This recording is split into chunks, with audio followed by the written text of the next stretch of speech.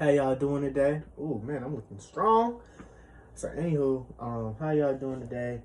Um, what's in a black man's mind? Like what's on my mind? And I wanted to talk to y'all really quickly about. I just read a letter from this guy named William Lynch, and he is like a slave owner. Back in the day, it was like this. I wanted to read this to you guys really quickly. I'm really my target audience right now is black men and black women. Okay, young, old, doesn't really matter. And I kind of want to just like especially those that are not knowledgeable about it, like you should hear this, because it's happening right now in the modern day. So let's get into it, okay? So, I'm gonna start off with you know what? I don't think I need to read like his intro like that. Yeah, I don't think I need to do all that. So here are the steps that he told his fellow brothers. Um, you know, um, and mind you, William Lynch is not black, okay? Um, he's white, but I want to, read these strategies that he told to his people, right? So, strategy number one. So hear what I'm saying. Taking so many drops of good white blood and putting them into as many black women as possible, varying the drops by the various tones that you want, and then letting them breed with each other until the circle of colors appear as you desire. What you've got is a multiplicity, sorry about that, of colors. Crossbreeding completed. For further severance from their original beginning, we must completely annihilate the mother tongue and institute a new language that involves the new life's work. Language is a peculiar institution. It leads to the heart of the people. And don't mind all that extra sound. That's just fireworks. That might be another video. Me and my family don't really celebrate 4th of July. We'll talk more about all that. But strategy one, what they're saying is that William Lynch, or nowadays in the modern era, they're letting the white women out, to come after black men. And what tends to happen is that they start having babies and they start creating mulatto children, right? And that's what they want. Well, that's what he wants. And this was a strategy that's still going on today. So that's why you see a lot of brothers, or sisters too, that just cooning. No disrespect to those people, but in a way you're kind of helping this guy out, and you're really helping out everyone else that agrees with this, because it's sad, they're trying to water down and dilute your precious roots. Black man is king, black woman is queen. Like they're trying to dilute that down, okay? And they're trying to, like I said, separate the black family. Because if the black man and the black woman came together in unison and really love on each other, just like what you see out here with the same, the white woman with the white man, it's revolutionary. So let's get it to number two, right? Strategy number two. The more a foreigner knows about the language of another country, the more he is able to move through all levels of that society. Therefore, if the foreigner is an enemy of the country, to that extent that he knows the body of the language, to that extent is the country vulnerable to attack or evasion of a foreign culture. For example, you take a slave. If you teach him all about your language, he will know all your secrets, and he is then no more a slave if you can't fool him any longer. And being a fool is one of the basic ingredients of an incident to the maintenance of the slavery system. So this one, I'm kind of like, ooh, like I kind of think I know what he's talking about. So let me give you my 2 cents real quick about that. So the strategy two, it mostly means like being educated. they don't want a black man nor a black woman to be educated, because when you are educated, that's a problem for them, because now you are knowledgeable about the world. Now you know what they've done in the past, right? And what tends to happen is that you start what's that?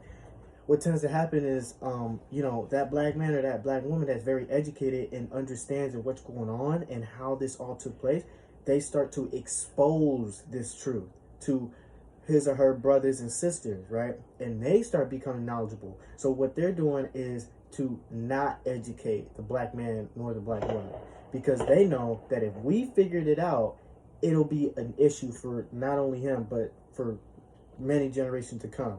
I would say if we were knowledgeable of this before, we would not be in a predicament that we're in now. So, strategy 3. I have outlined a number of differences among the slaves, and I take these differences and make them bigger. I use fear, distrust, and envy for control purposes. These methods have worked on my modest plantation in the West Indies, and it will work throughout the South. Take this simple little list of differences and then think about them. On top of my list is age, but it is there only because it starts with an A, and the second is color or shade. There's an intelligence, size, sex, size of plantations, status on plantations, attitude of owners, whether the slaves live in the valley, on the hill, east, west, north, south, have fine hair, coarse hair, or is tall or short. Now that you have a list of differences, I shall give you an outline for action. But before that, I shall assure you that distrust is stronger than trust, and envy is stronger than adulation, respect, or admiration. So for this one, I'm also kind of like, ooh, I think I kind of know what he's talking about. But y'all let me know in the comments. What I think is going on is he's trying to, it sounds like he's trying to make the black man and black woman, no, actually no. This one I'm not too sure. I guess category, labeling each of us, how, back in the day they were labeling us as like cattle, maybe less than that. That this could be like a symbolism of how they were trading us, how they were like selling us like we were actual animals, like for example, let's say for me, 5'10", 5'11", black young man that works out, looks good, has certain hair texture, age, whatever, 18, 19, 20, they might give me away a lot more than an average Joe, right? Same thing for women. And what I found is that the women are way more valuable because they're able to produce, give babies, and what they do is especially going back to strategy number 1, where they would rape where they would, I gotta edit that out, but when you do the business, they will create a mulatto child, and what happens is the mulatto children, they are, I guess you could say, more privileged because they have a little bit of the white blood in them, and they're lighter skinned, so they would be in the houses and cleaning, and they're not out picking cotton or construction or whatever the case may be. But y'all let me know about that one. I'm definitely editing that out. Don't want to get flagged for that. Okay, strategy 4. Break the spirit of the man much like you would break the spirit of a horse, and ride the woman as though she were a wild ass until she is tamed and offered no resistance. The black slave, after receiving this indoctrination, shall carry on and will become self-refueling and self-generating for hundreds of years, maybe thousands. But don't forget, you must pitch the old black male versus the young male. You must use the dark-skinned slaves versus the light-skinned slaves, and the light-skinned slaves versus the dark-skinned slaves.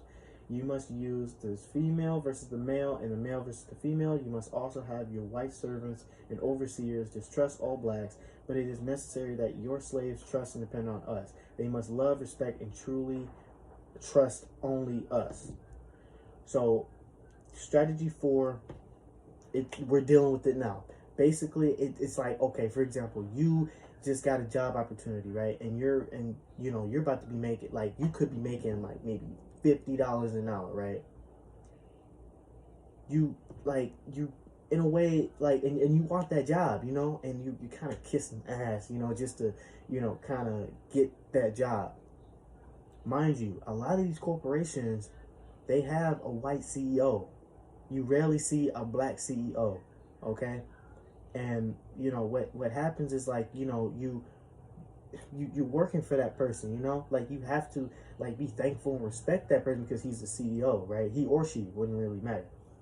But what I'm saying is, we're dealing with it now because when we be around white people, we think that they're safe. We don't really find ourselves safe. So if you came across another black person, sometimes people, like, we could think, oh, okay, I'm not safe, with that person because he may rob me, or he may shoot me, or he may jump me or something, So it's that's what they wanted us to do, So you go to a suburban neighborhood and that's where you live at, you're gonna assume, you're gonna think in your mind, oh, I'm safe now because I'm around white people, but they're just as bad or not even worse than us, But we just have some bozos here and there, going out here and just shooting and killing each other, stuff like that. But that's what they want you to do. They want you to love and trust these people because they're white.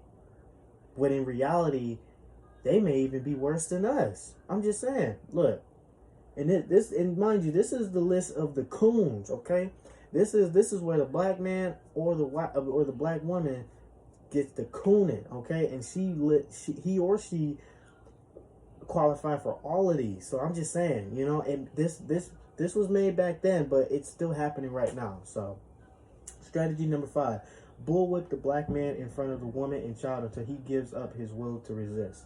This leaves the woman feeling alone, unprotected by him, with his image destroyed. The ordeal will cause her to move from her psychological dependent state to a frozen independent state. In this frozen psychological state of independence, she will in turn raise her male and female offspring in reverse roles. For fear of the young man's life, she will psychologically train him to be mentally weak and dependent, but physically strong, because she has become psychologically independent. She will train her female offspring to be psychologically independent. So this one, I felt like I now understand why a lot of black women are so into the career. I figured it out. I finally, like, realized that, and my mom kept telling me about that. Like, she was saying it was because of this, and I never thought of that. And I was, rest in peace to Kevin Samuels. I thought it was because, they were trained, they were taught that, but well, actually they were, but I just never figured out how were they taught that, because I'm pretty sure there were parents, there were black women back then that were not really career wise. They just wanted to protect, they just wanted to be with their husband and their children and really nurture and care for her people, And so what I'm noticing too is, like, me, for example, like, I'm going through that, I'm becoming like a son husband now, because I have to take the role for my father, which he's not in my life, in our lives right now. He's not really contributing and helping out. So I have to be the one to do it, and then, being mentally weak and independent, I have to agree, because I'm going through that, and that goes for all other single mothers out there that, that have a son. I'm gonna say that we're all going through it together, and it's just crazy, Strategy 6: we talk about paying a particular attention to the female and her offspring for orderly future planning. Then, more recently, we stated that by reversing the positions of the male and female, we have created an orbiting cycle that turns on its own axis forever. Unless the phenomena occurred in the reshifting the positions of the male and female, the mind has a strong drive to correct and recorrect itself over a period of time. Okay, so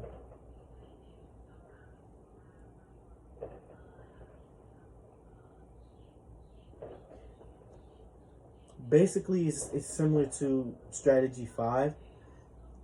His plan, William Lynch, was to reverse roles. So the male becomes the female and the female becomes the male. And that's what you see. That's why I've noticed there are more successful black women than successful black men. And why is that? I believe this was the system that he created, and it's still going on to this day. You know? And that's what's happening. A lot of women, black women, are becoming males, you know. And then there's other channels, like, for example, shouts outs to O'Shea Jackson. He's talking about how a lot of the black women that are very successful, they're getting with younger guys, okay? So she becomes the breadwinner. He's just the one just, you know, taking whatever money that she's giving him, you know. He's being taken care of. It's not the other way around. So what we need to do as a community, we got to reverse that back. So we black men, we got to step up our game. We got to really, like, you know, start, like, reversing this, you know, like, we got to start putting this work in, you know, because, like, you know, I'm sure some guys out there, for me personally, you know, even though I'm with my mom right now, I'm still contributing. But when I get older, I don't want to be the one being taken care of. I want to take care of my family, okay, my children, my wife, you know. So last one, strategy 7. The best way to deal with the phenomena is to shave their mental history and create a multiplicity of phenomena of illusions, so that each illusion will twirl in its own orbit, something similar to Floridian balls in a vacuum. Gentlemen, these kits are your keys to control. Use them. Have your wives and your children use them. Never miss an opportunity. If used intensely for 1 year, the slaves themselves will remain perpetually distrust. William Lynch. So the 7th one, shave mental history. Basically meaning erase our history. Like, they made us forget everything, okay? Back when, you know, some of us were African, some of us were Portuguese descent, some of us might have, like, you know, all that kind of stuff, you know? A lot of, you know, all of us, we are descendants of Israelites, and, you know, they wanted to erase this history from us, because if we, like I said, if we found out about this, which a lot of us will, it's going to be eye-opening for a lot of us, and we're going to start waking up, you know. And, you know, that's why these phenomenons are happening, like the Roe versus Wade, when they got overturned. They were focusing on the white population. They don't care about the minorities population. They want that gone. They want that, like, extinct. They don't want nothing to do with that. They want to make sure their population is like they want to be back in that superiority state where they were more frequent white folks than black folks. So I'm just saying, you know, like I said, maybe going back to, you know, strategy 5 about, you know, women psychologically becoming more independent. I figured it out. Not figured it out, but I kind of realized that this is what's happening, even in the real world, you know? And that's why now I'm realizing that's why a lot of black women are saying there are weak black men out there, you know? And that's what I'm seeing myself too. And what we need to do is really come together, you know, and really, like, build each other up, and really, like, let's work on this, you know. I'm not saying that, hey, you're at fault. I'm not even saying that. All I'm saying is that we need to come together and really put in this work and really, like turn this around. Because if we don't, we're gonna be this is gonna be really bad for us. I'm gonna just be honest, you know. It's already bad, but it might even get even worse if we don't figure this out. But I'm glad there's people that are knowledgeable about it.